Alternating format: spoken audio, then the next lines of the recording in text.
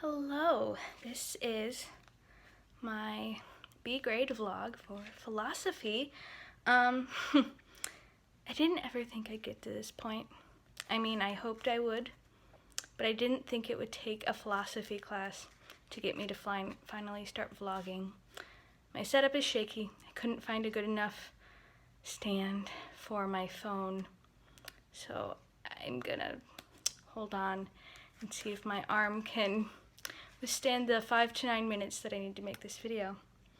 So, this vlog was an assignment, as I previously said, from my philosophy professor, and I have chosen the B grade assignment because it was a promised 85%.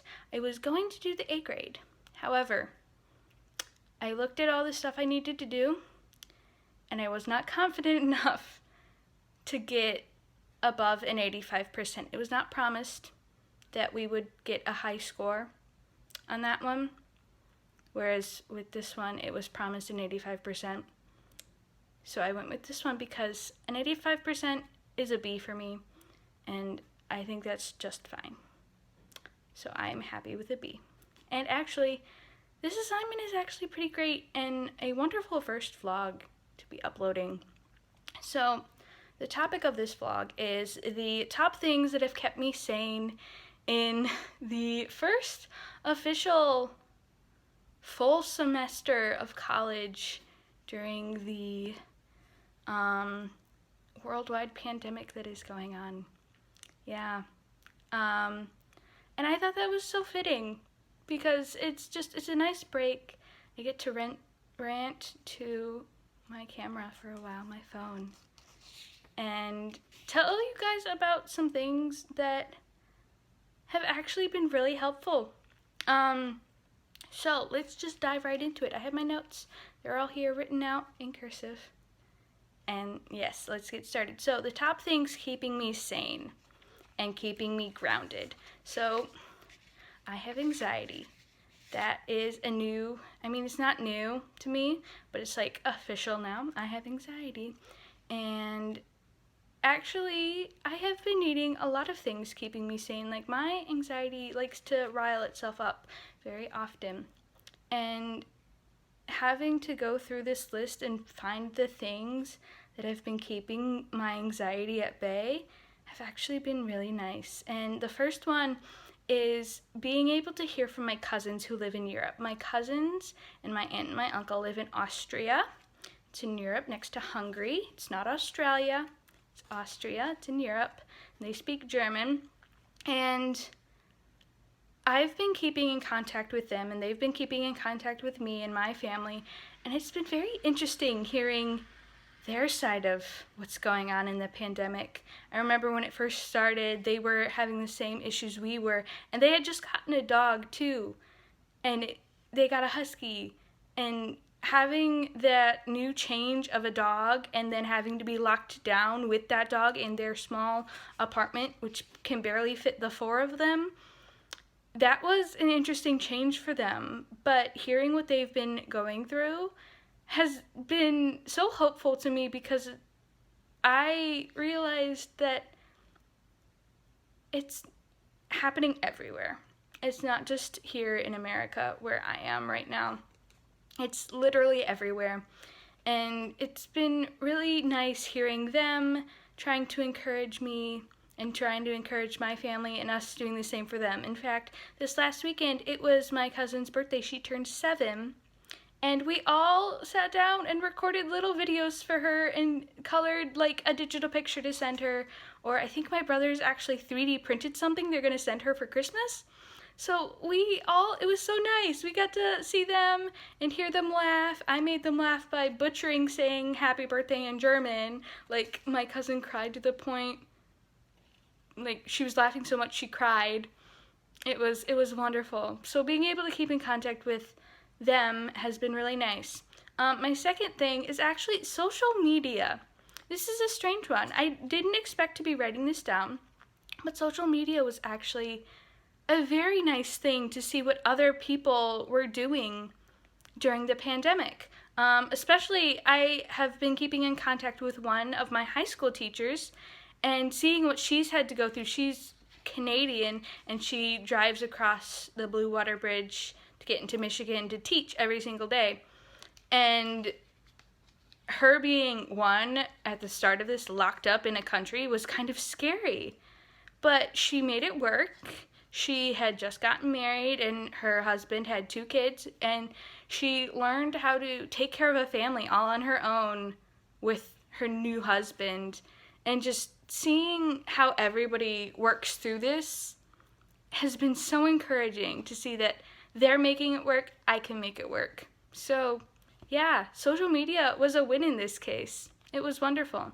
My third one, I can't stress enough how much my boyfriend helps me.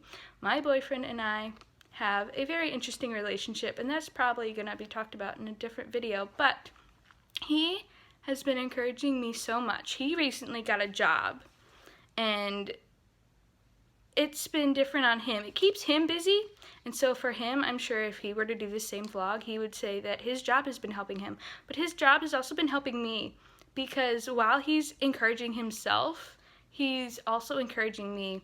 And just having that one person in my life to always be there to cheer me up has been absolutely wonderful. I know there's other people, but my boyfriend has been top-notch at making sure that I'm okay and that I am at least not as anxious as I would be otherwise.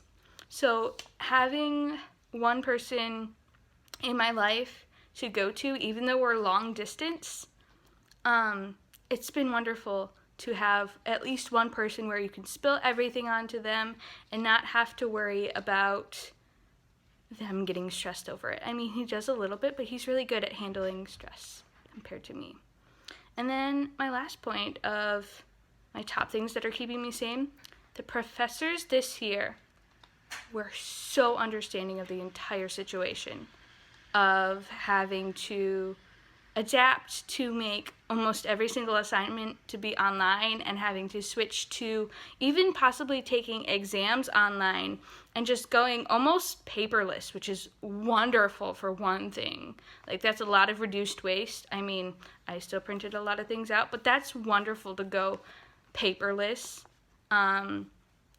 That's huge for an entire college to go paperless, almost 100% paperless, or at least a big majority paperless, is wonderful.